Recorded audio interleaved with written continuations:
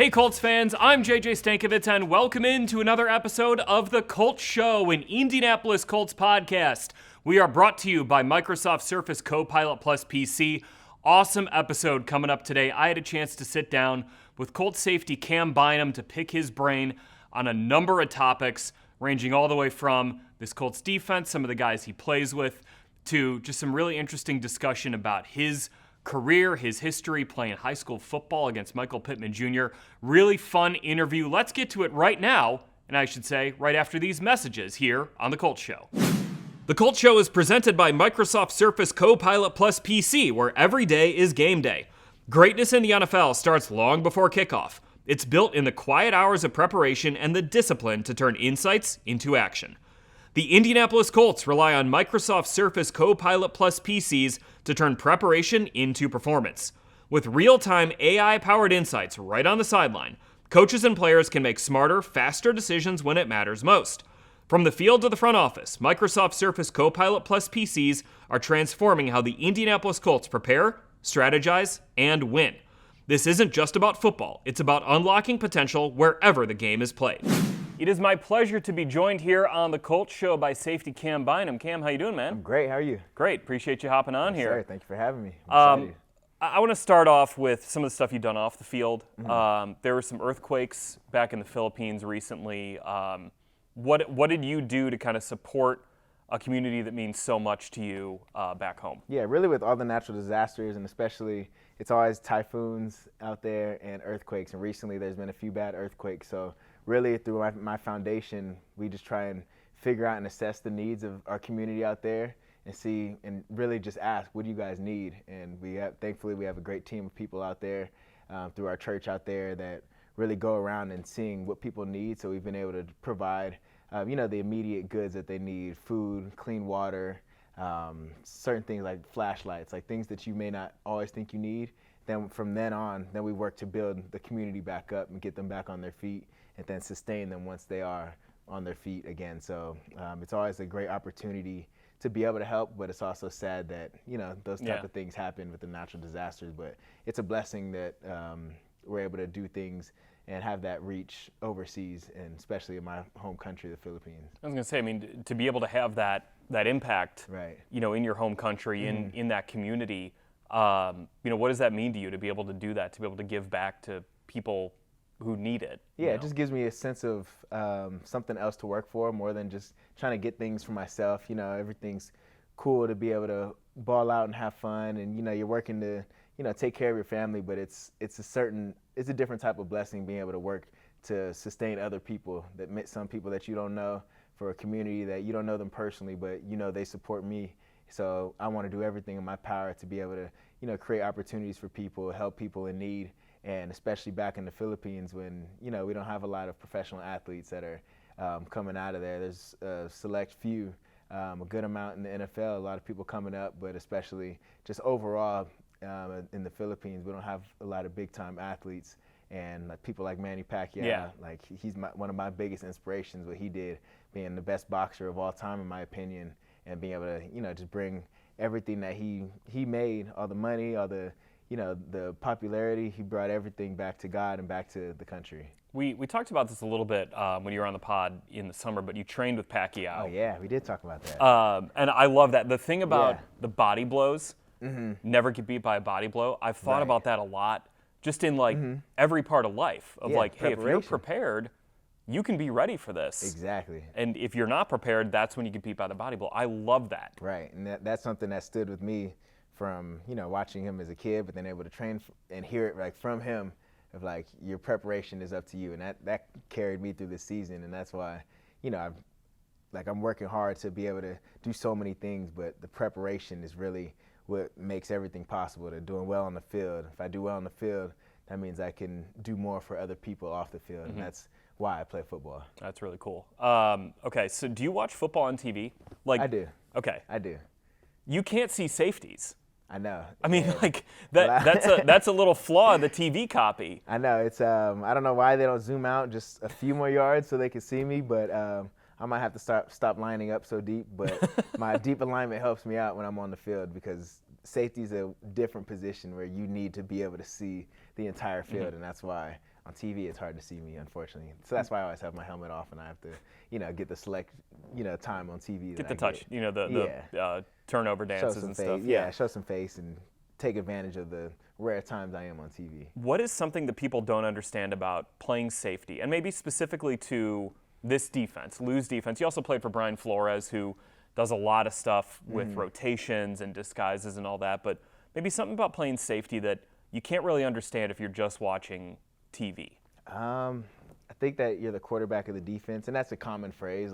Everybody knows that's the thing, but for safeties, we're in charge of making every single call. The linebacker gets the call through the mic and the helmet, but as a safety, once we get the play call, we have to look at the formation, and we have to make certain calls based off of how they line up. If one guy moves, we check a whole different play, and depending on what the play is, we can have 4 different plays up, and if they're lined up in a certain way, I have to call one thing. They move a guy, I have to call another thing. And all those things, the mental part of it, but then the physical part of playing safety is I'm the last line of defense. And I don't know if people understand that every single tackle we make as safeties is either game-saving or game-losing tackle. And that's something that not a lot of people understand is our tackles, we're coming from 15, 20 yards deep.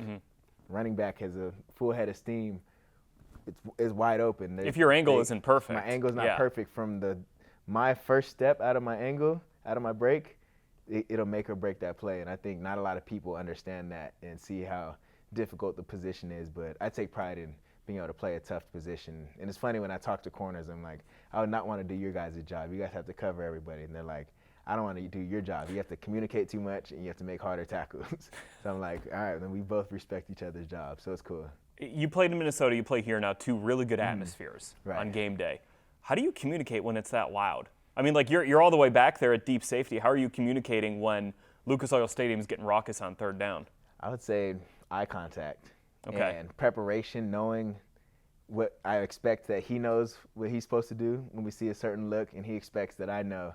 So it's really, if I'm yelling something at somebody, no way they're going to hear me say something, especially on 3rd down when the stadium's jumping. So it's always that little eye contact of you understand what I'm saying, that hand signals, but you have to be real subtle with the hand signals because, everything's on film nowadays. So you can't really give everything to the other team like that. But I would say the biggest thing is the preparation through the week, knowing, okay, if we get this play call, you have to know what I'm about to tell you. And really, I'm just giving you a head nod, we got it, you know what to do, and we're good. What did you learn about that from Harrison Smith, who so my first job out of college was covering Notre Dame. I got Harrison for a year at Notre Dame. And it was very plain for me to see in 2011 as a 22-year-old, that guy's amazing at football. You got to play with him for 4 years. What did you pick up with him in Minnesota, and how has that helped you here? Just how smart he was. And that's one thing that I carried in my career, realizing not everybody approaches the game like he does, and I see why he's different. Because he looked at it such a scientific game, certain formations. If this guy's cut too close to the line of scrimmage, he can't run a pass there because there's too much traffic. If he widens out by 2 yards, then I know it's a pass every day. I'm not even going to walk down. Certain things like that he taught me and told me early in my career is you have to know why people are lining up. So everything that he was thinking about, there's a rhyme and a reason for everything. So everybody talks about his disguises and everything and all that I learned also, but the biggest thing that I learned from him is how scientific you have to take the game and how simple the game can be when you understand why offenses are doing what they're doing, because everybody's in a certain spot for a certain reason, and that's what I learned from him, and that football IQ has carried me to where I am now. But then another thing, just understanding how unorthodox you can be in football, and at the end of the day, it can still be a simple game. You can show all the disguises and fake rotations and everything, but we're still either going to get back to cover 1, cover 2, cover 3, cover 4. He said at the end of the day, we can make anything look like anything, but football is going to fall into one of those 4 coverages or man coverage. So I learned that from him, and it made everything be so much more simple for me. When you're walked up to the line, which you have been, decent about this year. I know, obviously, in Minnesota, you did kind of the same stuff. Right. You're talking about, receivers maybe giving away tells based on where they're lined up. How do you not give away what the actual call is when you're one of 7 walked up on the line of scrimmage? I would say timing. You got to know the shot clock when the quarterback is going to try and do a hard count to get you to walk out. So, okay, he's actually not blitzing. You have to – it's like a little chess match with the quarterback, and especially going against experienced quarterbacks, it's a little harder because sometimes they'll quick snap it. But you have to know, like, I need to do enough to get my job done. I can't show the blitz too hard and not be able to get back to my deep coverage or back to my man coverage. So it's that little game of how much can I get away with, but also how discreet can I be. So it's always a cool little challenge. It's like a battle with the quarterback. Like, you're making eye contact with him. He's looking at you, waiting for you to move. It's like a game of chicken. Like, I'm not gonna move first. You gotta either snap the ball and I'll get out, or I'm gonna blitz. And you're not gonna know. So it's always that cool challenge of how close can I get to showing like this is a blitz, or if it's not. I know you never played against him, but I was just having this conversation with Jack Doyle the other day about Phillip Rivers in like the COVID year. When Phillip would call guys out, I remember it was Roquan Smith with the Bears. He would call them out and be like, 58's not coming. And, Roquan would, yeah, I am. And no, you're not. And he'd snap the ball and Roquan would go bail. It's just like that type of stuff. Yeah, right. Those quarterbacks might know.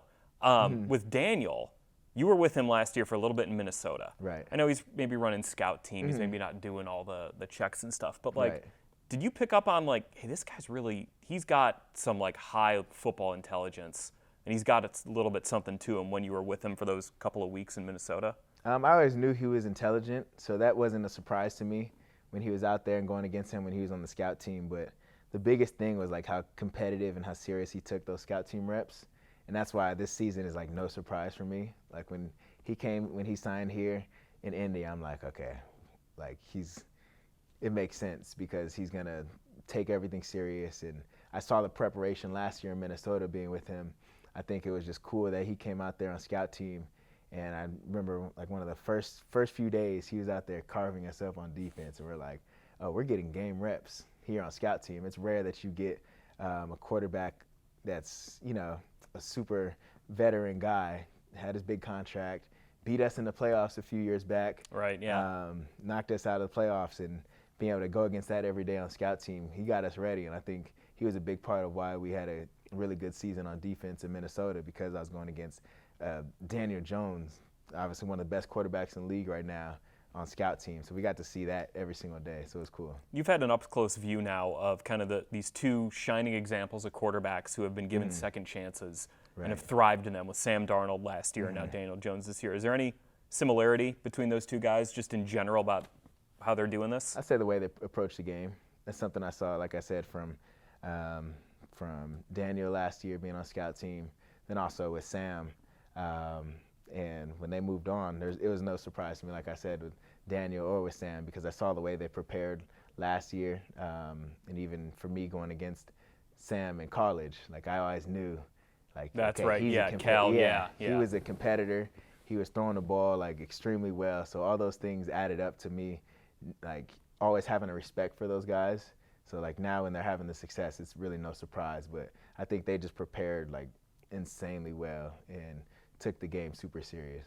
All right, speaking of USC, so you played high school 7-on-7 against Michael Pittman Jr.? Yes. He went to Oaks Christian. I went to Centennial, Battle at the Beach. Is that what they call it? That was it. The one tournament all the high schools go to. And I remember he mossed me one play. And yeah, that's probably what you were going to get to, huh? But you did say, you're talking about this after the game against the Titans, that you got him back and you won the game, right? Yeah, I got him back later in the game. They tried another fade ball on me. I got a PBU.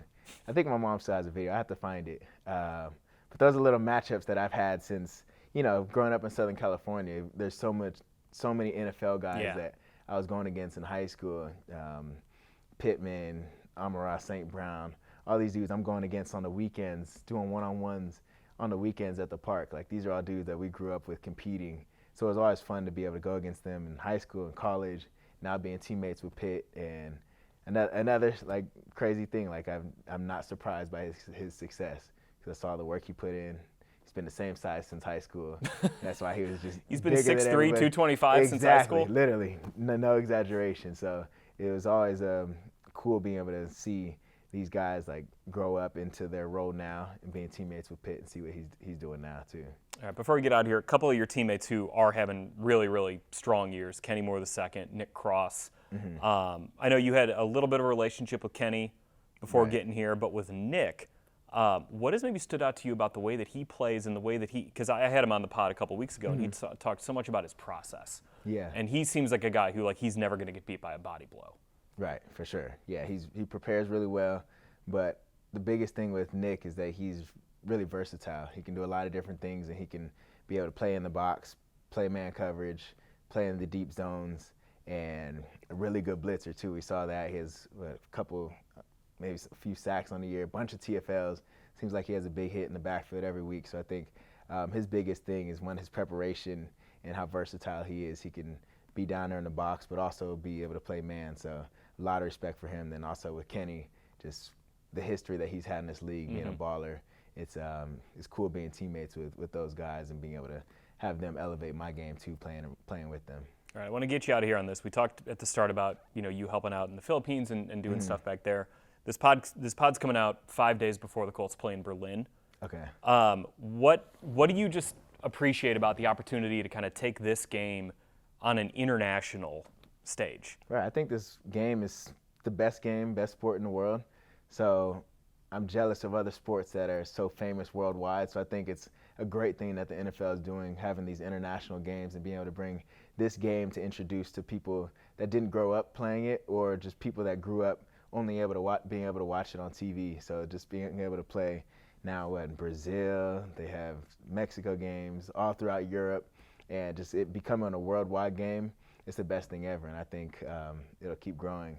And hopefully we have a game in the Philippines. I was going to say one day a game in Manila. Somewhere in Asia, anywhere in Asia, that'd be super cool. So I know the game will keep growing, and I think the world deserves to have football. Love that. Love that. From Cal, safety number 0, Cam Bynum. Thanks for joining me here on the podcast. Appreciate you. Yes, sir. All right, back here on the Colts Show, it's time for the Colts Show mailbag. Remember, you can submit your questions at colts.com/mailbag. You can drop them to me on social media or put them right here in the comments of the YouTube version of this episode. I've been saving this question for a little while because it's now a timely question. It comes from Mark Beaton from Newcastle, England. Mark was in attendance for our game in Frankfurt 2 years ago against the Patriots. He'll be back in Berlin. Mark, come say hi.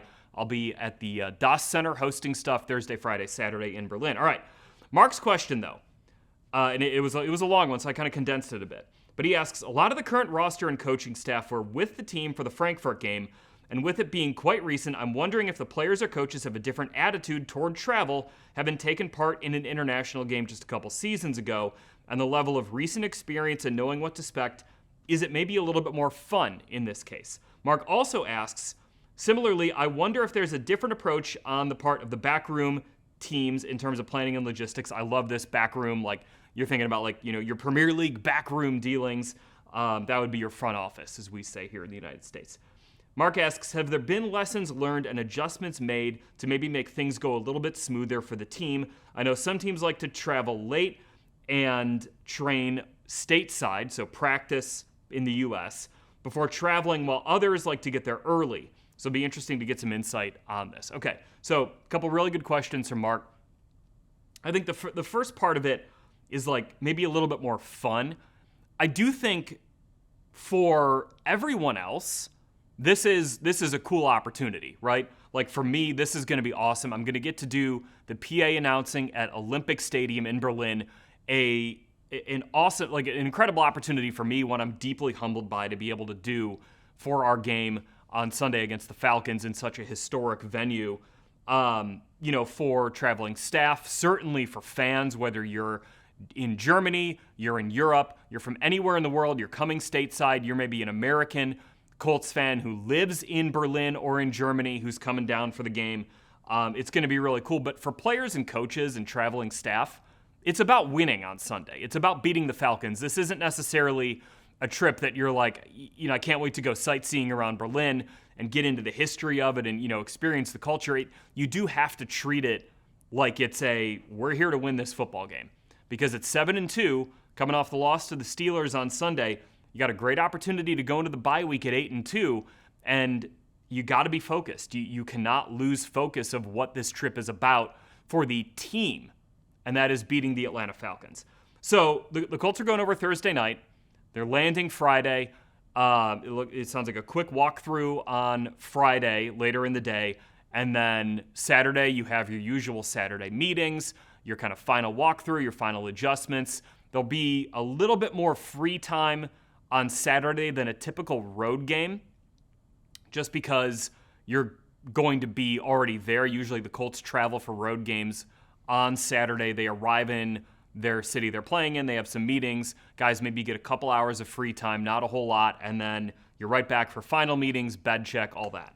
So for this, there is maybe a little bit more downtime, just because the Colts are doing that. But what the Colts are doing, the point of this is, what the Colts are doing, traveling Thursday, getting there Friday, having a little walkthrough, that's what most teams do when they travel to play abroad. At least teams from, I would say, probably the Eastern and Central time zones. Usually when they go to Europe, it's that Thursday night travel, and then you try to do as much of your work as possible. Kind of like Mark mentioned, you do as much of your work as possible at your home facility before getting on a plane, going overseas, and playing this game. Some teams, when you're on the West Coast, will do things differently. The LA Rams, when they played the Jaguars in London, they played a road game in Baltimore. They then stayed in Baltimore. They practiced at Camden Yards, and then they flew to London on Saturday. I don't remember a team doing the Saturday flight over to London. It worked out great. The Rams beat up on the Jaguars in that game. So I do think that what the Colts are doing has become kind of standard. The league has now over a decade of data on maybe the best practices for this. I think early on when they were kind of starting to do these international things, some teams would go over for the whole week. Even some West Coast teams would go over for the whole week. I think you're seeing more teams now say, we're just going to go over almost as late as possible to get as much of our work done in the U.S. And ideally at our home facility as we possibly can get. Because again, it's about winning the game. It's about beating the Falcons on Sunday. And for me, I am thrilled to meet with all of our great fans who have already reached out to me, who are based in Europe. Shout out to, literally everyone who's reached out. I can't wait to see you guys. Maybe raise a pint at Das Center after I'm done emceeing stuff Thursday, Friday night. I'd love to meet up with you. Love to see you guys. If you are in Berlin, please come say hi. Please come say hi. I really can't wait to get there. I love Berlin. We did a podcast back in the spring where I had a chance to sit with Colts Director of Football Operations, Mulaney Lowe, at Olympic Stadium. We talked about a lot of the logistics you have to go through. You can go catch that episode on YouTube, on wherever you get your podcasts. That was from April, I believe, when we ran that. So there's a lot that goes into this. Again, I'm really excited for it.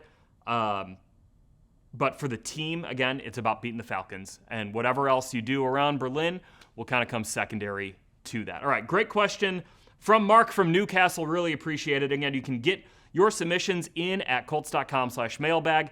In the YouTube comments here, get at me on social media. The Colts Show mailbag is brought to you by Microsoft Surface Copilot Plus PC. Achieving greatness with real-time AI insights from the field to the front office. Microsoft Surface Copilot Plus PCs are transforming how the Indianapolis Colts win. That's going to do it for this episode of the Colts Show. I got to get on a plane to go to Berlin.